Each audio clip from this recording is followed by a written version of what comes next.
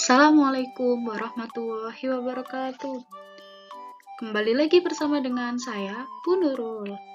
Selamat pagi anak-anak kelas 4. Bagaimana kabarnya hari ini?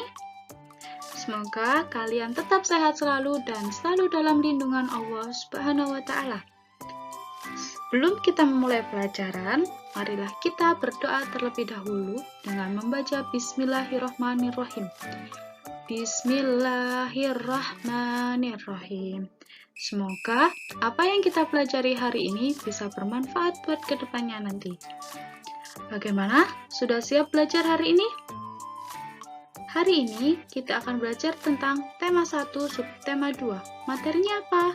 Materinya tentang ilmu pengetahuan alam, yaitu tentang indera pendengaran. Sudah tahu indera pendengaran itu apa? Ya, indera pendengaran yang manusia punya yaitu telinga. Mari kita lanjutkan. Tujuan pembelajaran. Tujuan pembelajaran yang pertama yaitu siswa mampu menjelaskan proses terjadinya bunyi dari sumber bunyi hingga ke indera pendengar dengan sistematis. Tujuan pembelajaran yang kedua yaitu siswa mampu menjelaskan tentang kepekaan telinga dan gangguan-gangguan pada telinga. Selanjutnya, coba amati gambar berikut ini. Pernahkah kamu bermain seperti ini? Apakah kalian pernah bermain seperti itu? Ada seorang yang ditutup matanya dan satunya lagi membawa alat musik angklung dan menggoyangkannya. Yang ditutup matanya akan menebak asal arah bunyinya dan nama alat musik tersebut. Selanjutnya, kita amati gambar yang kedua. Tahukah kamu bagaimana proses bunyi tersebut sampai ke telingamu? Bahkan, kamu bisa tahu bunyi apakah itu? Mari kita pelajari. Selanjutnya, tentang indera pendengaran. Semua manusia mempunyai indera pendengaran. Ketika indera pendengar manusia normal, maka manusia dapat mendengar musik dengan baik.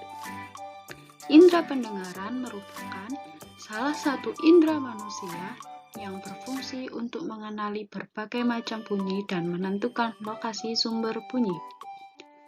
Telinga selain berfungsi untuk pendengaran, juga berfungsi untuk keseimbangan.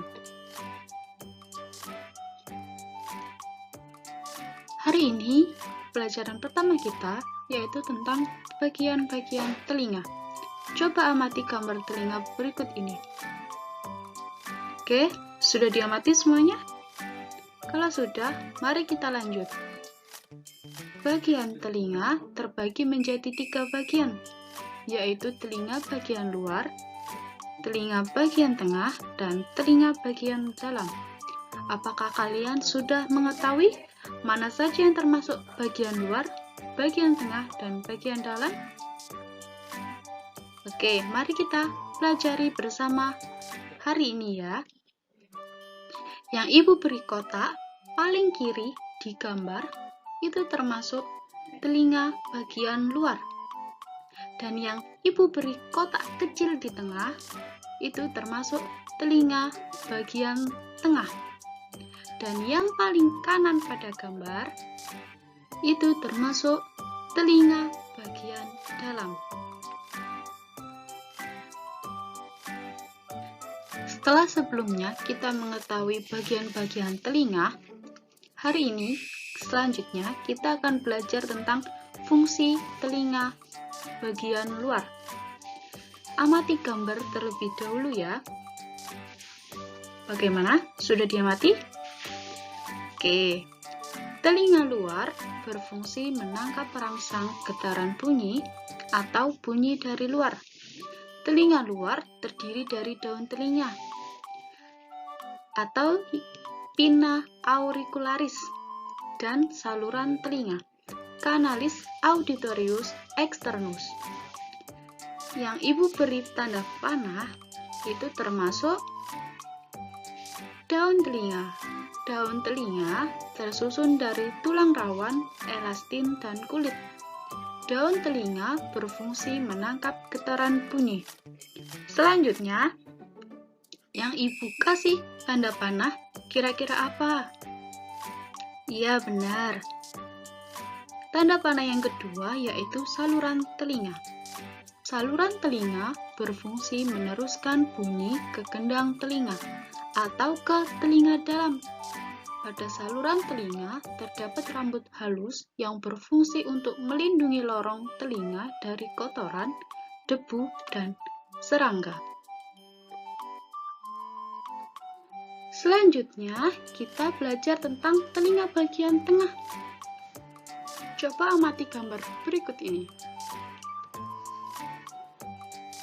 Telinga bagian tengah berfungsi menghantarkan bunyi atau bunyi dari telinga luar ke telinga dalam. Yang pertama yaitu ada gendang telinga.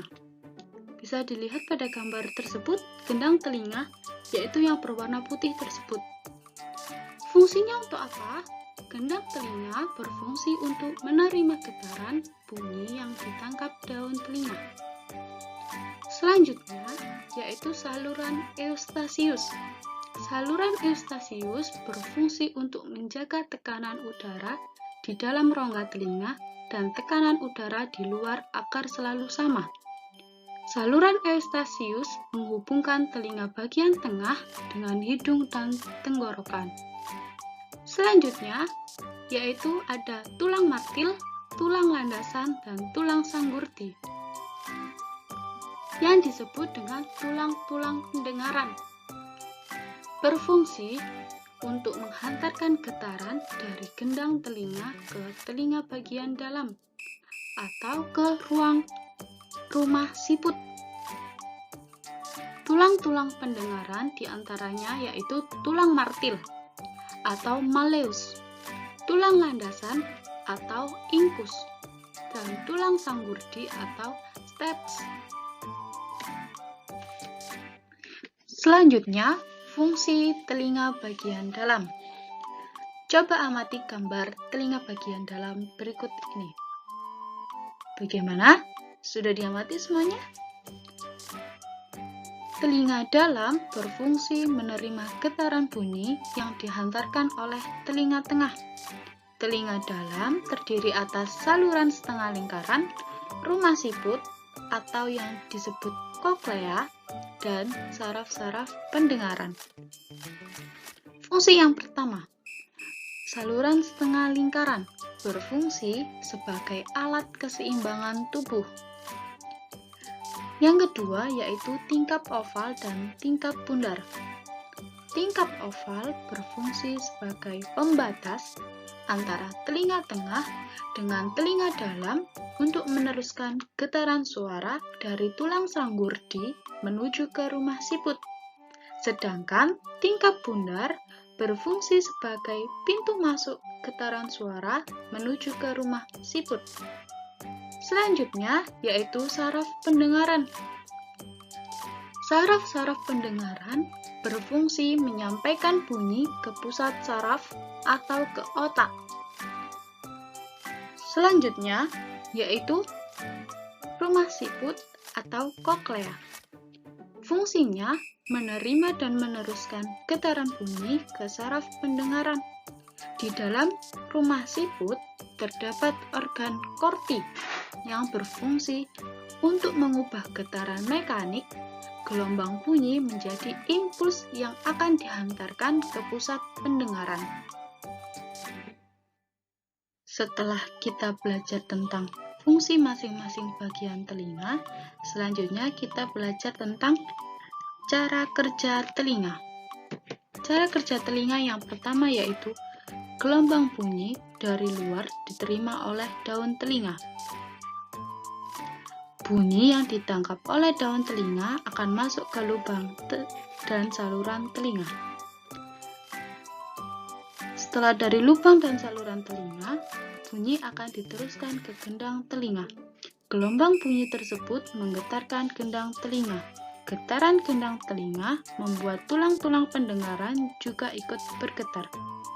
Begitu juga dengan rumah siput yang ikut bergetar. Rambut-rambut halus di dalam rumah siput meneruskan getaran tersebut ke ujung-ujung saraf pendengaran. Lalu, saraf pendengaran menyampaikan rangsangan bunyi tersebut ke otak. Setelah itu, barulah bunyi dapat terdengar. Bagaimana? Apakah sudah paham tentang cara kerja telinga? Jika belum paham, silakan kembalikan penjelasan materi kalian ke sebelumnya ya. Dan jika sudah paham, mari kita lanjutkan tentang kepekaan telinga. Bunyi yang dapat didengar manusia. Bunyi yang dapat didengar manusia adalah bunyi audiosonik, mempunyai frekuensi getaran antara 20 sampai 20.000 Hz atau getaran per detik. Selanjutnya, kemampuan mendengar seseorang berbeda-beda. Mengapa kemampuan mendengar seseorang berbeda-beda? Karena dipengaruhi oleh beberapa faktor, di antaranya kesehatan dan usia. Selanjutnya, kita akan belajar tentang gangguan pada telinga. Gangguan pada telinga yang pertama yaitu tuli. Tuli adalah ketidakmampuan telinga untuk mendengarkan bunyi atau suara. Tuli disebabkan adanya kerusakan pada gendang telinga, tersumbatnya ruang telinga, atau rusaknya saraf pendengaran. Gangguan pada telinga yang kedua yaitu congek. Congek adalah penyakit telinga yang biasanya disebabkan oleh infeksi pada bagian telinga yang tersembunyi di tengah-tengah. Infeksi ini disebabkan oleh bakteri.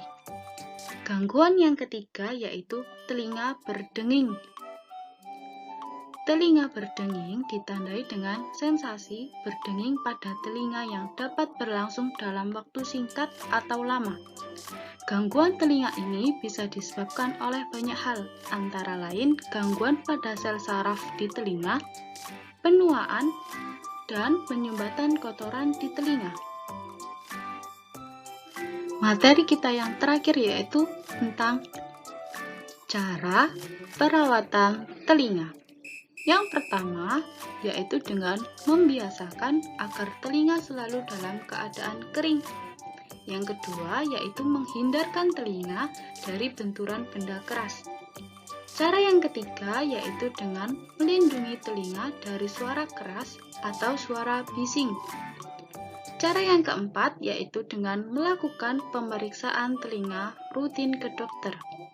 Cara yang kelima yaitu membersihkan telinga dengan benda yang halus dan bebas kuman. Untuk selanjutnya yaitu tentang tugas hari ini. Tugas hari ini dikerjakan pada LKS dikumpulkan hari Selasa depan. Mengerjakan LKS tema 1, subtema 2, halaman 40 dan halaman 46 tentang IPA. Dikumpulkannya minggu depan ya, jangan lupa untuk mengerjakan. Sekian pelajaran tema kali ini, kurang lebihnya Bu Nurul mohon maaf. Sampai bertemu kembali di pertemuan selanjutnya. Tetap semangat belajar dan jangan lupa tetap jaga kesehatan. Wassalamualaikum warahmatullahi wabarakatuh.